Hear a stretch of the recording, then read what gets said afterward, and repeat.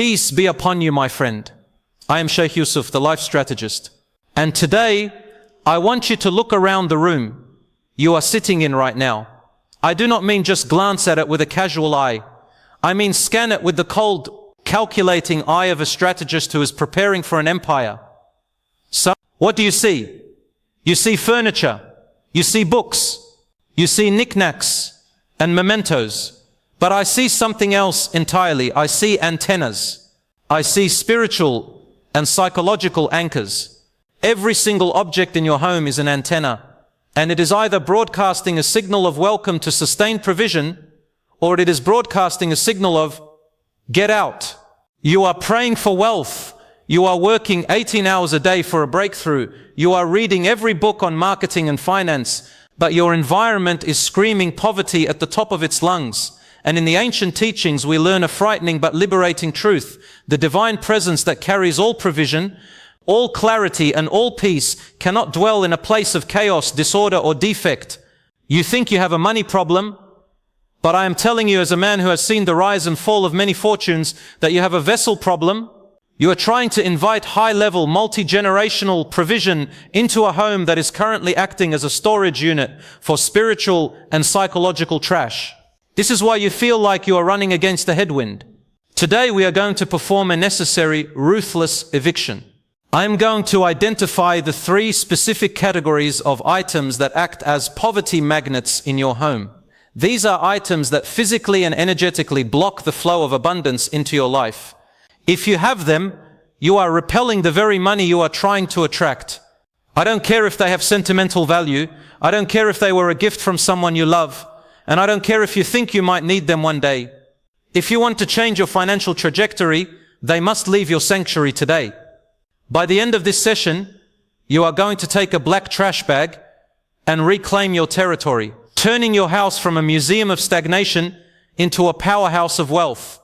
Let us first establish the architecture of space. Why do the ancient teachings care so much about your furniture, your wallet, or the items on your shelf? Because the physical world is a mirror of the internal world. In the timeless wisdom of the early builders, we learn that when a sanctuary was constructed, it was never built haphazardly. Every measurement was precise, every material was specified, and there were absolutely no broken stones, no cracked pillars, and no imperfections allowed. Why? Because provision is a high-frequency energy. It is a weight, a glory, and a responsibility. If you try to channel that high-voltage energy through a broken wire, you get a short circuit, a fire, or total destruction. Your home is your miniature sanctuary. It is the laboratory where your destiny is being engineered. If it is filled with broken, dead, or chaotic objects, the high voltage of wealth cannot enter. It bounces off your threshold and finds a more ordered vessel to occupy. Let us start with the most common and most dangerous blockage. Item number 1, the broken vessel. This category includes chipped cups, cracked plates, and fractured mirrors. Go to your kitchen right now and open your cabinets. Do you have a favorite mug with a tiny chip in the rim? Do you have a plate with a hairline crack down the center? Do you have a mirror in the hallway with a fracture in the corner that you've ignored for a year? Throw them out. In the ancient path, there is a fundamental rule regarding the cup of blessing. If the cup is chipped even a tiny bit, it is invalid for a ritual of gratitude. Why? Because a blessing cannot rest on something that is incomplete or pugam, defective. When you drink your morning coffee from a chipped mug, you are engaging in a daily ritual of poverty consciousness. Think about the psychology of that chip. Every time you lift it to your lips, your subconscious mind registers broken, it registers imperfection, it registers I am a person who settles for less than the best. You are micro-dosing yourself with the feeling of not enough every single day. You are telling your own soul that you are willing to tolerate brokenness. And how you do one thing is how you do everything. If you tolerate a broken cup, you will tolerate a broken business deal. If you tolerate a cracked plate, you will tolerate a cracked relationship. If you tolerate a fractured mirror, you will tolerate a fractured bank account. The wise men of the East taught that a broken vessel leaks. You pour energy in and it leaks out the crack before it can be used. You work hard, you make money, and then suddenly an unexpected bill, a car repair, or a tax penalty takes it away. That is the biological and financial leak manifesting from the brokenness of your environment. Wealth is an energy of wholeness, of shlemut. It is attracted to things that are complete and intentional. If you are too poor to buy a new $5 mug, you are definitely too poor to keep the old one, because the old one is costing you millions in lost opportunity. It is a psychological anchor that keeps you in the vibration of the struggler. Go through your house right now. If it is cracked, chipped, or glued back together, it leaves today. You must declare to your environment, I only accept wholeness and integrity in my life. When you buy that new perfect vessel, even if it is the simplest white ceramic, you are drinking from a vessel of dignity, and dignity is the frequency of royalty. A king does not drink from a chipped cup, not because he is arrogant, but because he respects the office he holds. You must respect the office of your own future wealth. Now we move to item number 2, the symbols of stagnation. This category includes dead plants, dried flowers, and stopped clocks. Look at your windowsill. Is there a plant there that is brown and shriveled? Have you been trying to nurse it back to health for 6 months while it slowly decays in the corner of your eye? Look at your wall. Is there a clock that stopped moving 2 years ago because you were too lazy to change the battery or the mechanism broke? Get rid of them immediately. The provider is the source of life, and wealth is a life force. It is movement, it is growth, it is currency. The word itself comes from current, like a flowing river. A dead plant represents the absolute opposite. It represents mavet, death. It represents the cessation of growth and the end of potential. When you keep a dead plant in your living room, you are setting up a monument to failure. You are telling your eyes, and more importantly your subconscious, look, things die in this house. This is a place where growth stops. Dried flowers are no better. They are corpses of beauty, mummified life that holds the heavy energy of the past. They are stagnant water. You want your money to be current, flowing, moving, and expanding. Dried flowers attract a stagnant spirit and the shadow of the past. And what of the stopped clock? This is the ultimate offender in the house of a strategist. Time is the primary currency of your life. It is the only resource that even the wealthiest man cannot buy more of. When a clock stops, it symbolizes in your environment that your time has run out, creating a deep-seated, invisible feeling of being stuck or frozen. If you can put a new battery in it today, do it. If the mechanism is broken, throw it away. Do not live in a house where time stands still. You must live in a house where the future is ticking forward with precision and order. The great merchants of the past never allowed anything decaying to stay in their presence. They knew that you cannot serve the future with the ashes of yesterday. Clear the dead energy to make space for new life. When you have an empty pot, you have an invitation for a new seed. When you have a dead plant, the pot is occupied by a corpse.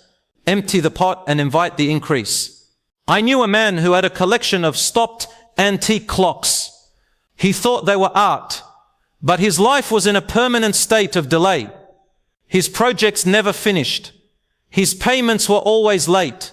His health was declining. I told him to either win them or bin them. He chose to win them, and within a week his stuck projects began to move. Your environment is a command center. If the command center is frozen, the army cannot march. Item number 3. The corrupt wallet. This includes old receipts, crumbs, trash, and expired cards. Take out your wallet or your purse right now and open it. What is inside? Is it an ordered, respectful sanctuary for your currency, or is it a stuffed, bulging mess of old receipts from 3 years ago? Is there a gum wrapper in there? Is there dirt and grit in the corners? This is why you are struggling to maintain a high-order lifestyle. Your wallet is the home of your money. It is the physical representation of how you steward your provision. If you invited a prestigious guest to your house and the guest room was filled with trash, old papers and dirt, would that guest want to stay? No, they would leave as fast as possible and never return. Money is a guest. If you treat it like trash, it will leave you for someone who respects its presence. Crumpled money says, I don't respect your value. Stashing old receipts next to your cash is like keeping the corpses of old transactions in the same bed as your living potential. Those receipts keep your focus on what you spent, the past, rather than on what you have, the present. Carrying old debt records and old expenses creates a heavy wallet of paper, but heavy with the weight of gone, not the weight of gold. The ancient teachers taught that dust and crumbs are the food of the forces of entropy and lack. If your wallet is dirty, you are literally feeding the forces that want to eat your wealth. Empty it out right now. Shake out the dust. Throw away every expired business card and every receipt that you have already recorded. Take your cash, unfold the corners, and face all the bills the same way, from largest to smallest. When you open your wallet, it should look like the wallet of a man of substance, a man of order.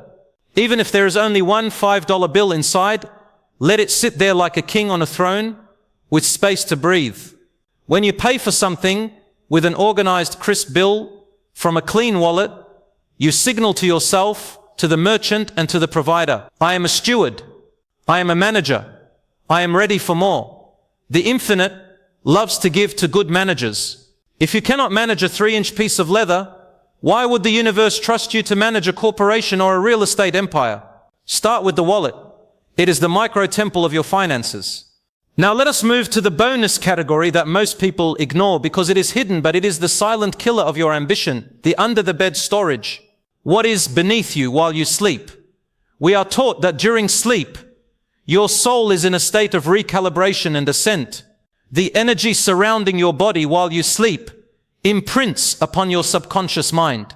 If you are sleeping on top of a pile of old junk, baggage, old shoes, tax returns from a failed business, or broken suitcases, you are anchored to the past while you try to dream of the future.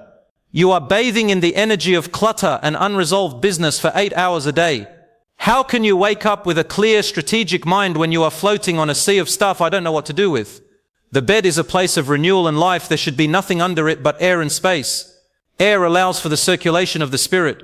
Clear the space under your bed and you will notice your sleep becomes deeper, your dreams become more vivid, and you wake up lighter because you are no longer anchored to the debris of your history.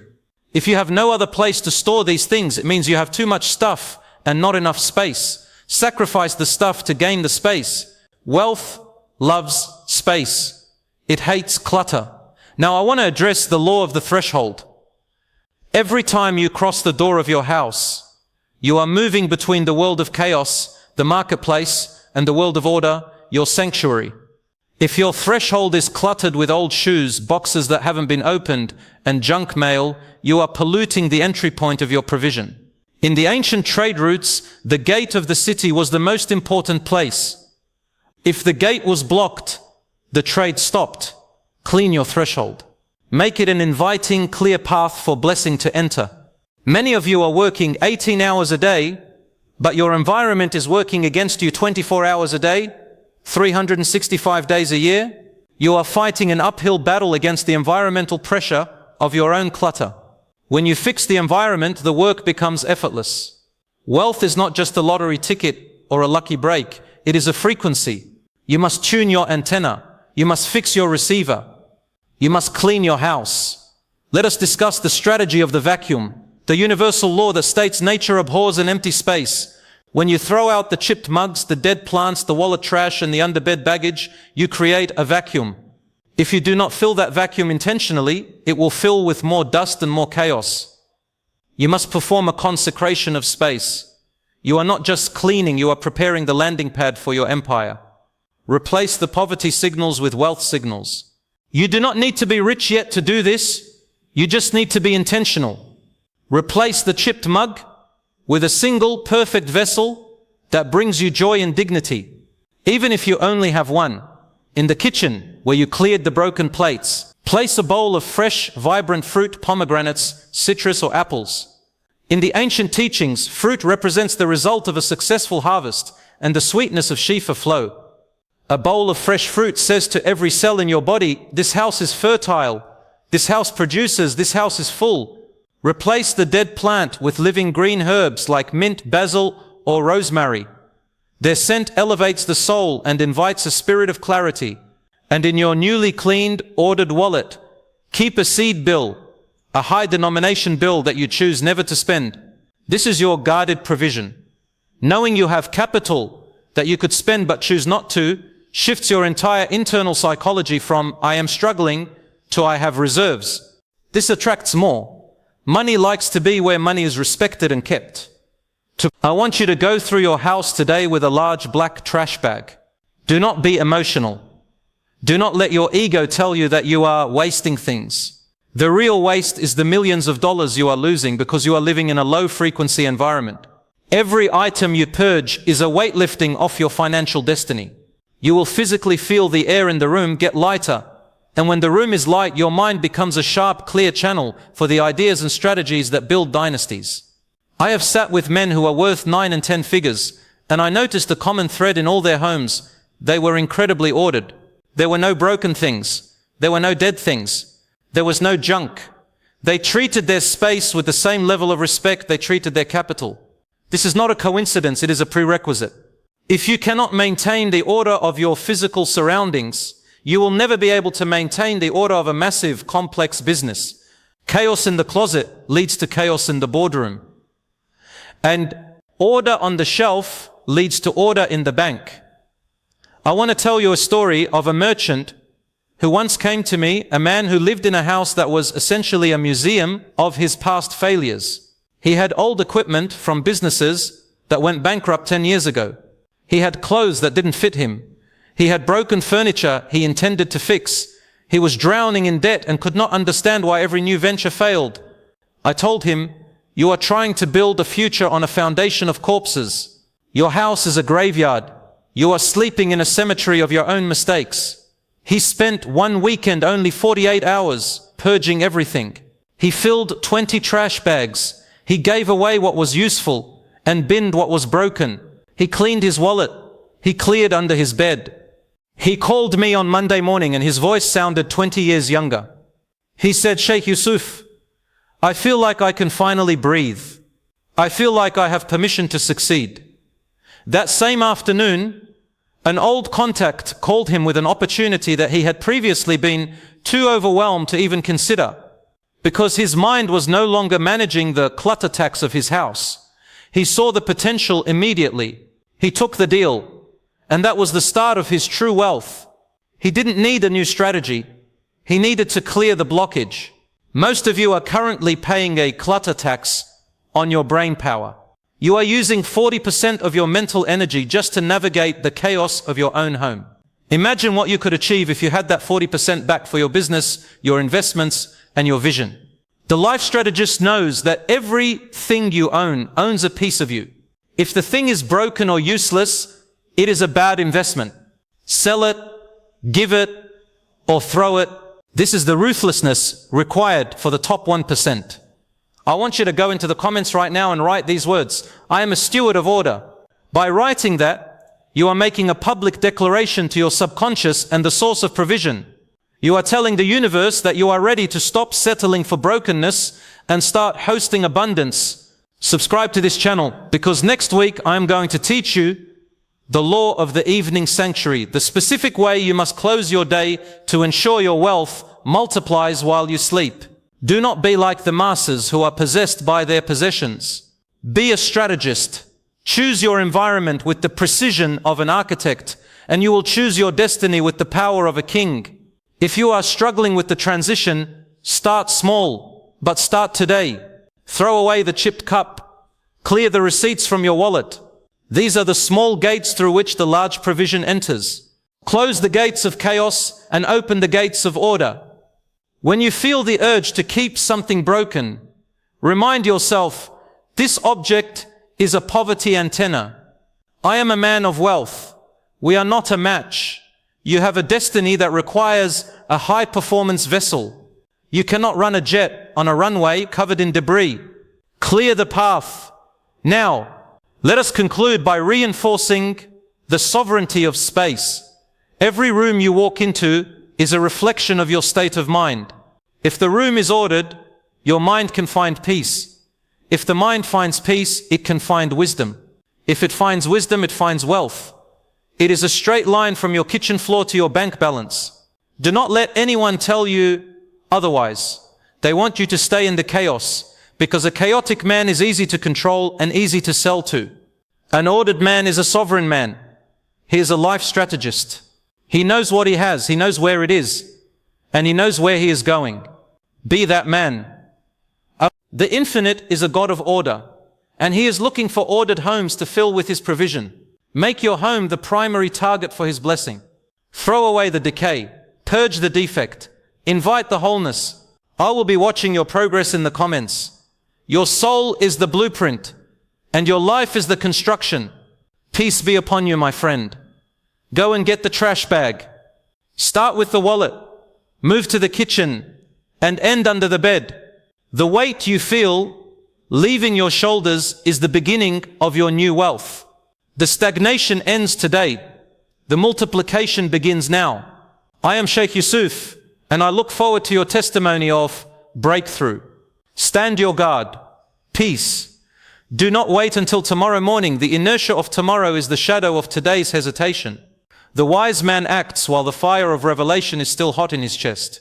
Your future self is waiting for you in a clean, quiet, and ordered room. Go meet him there. The transition is now.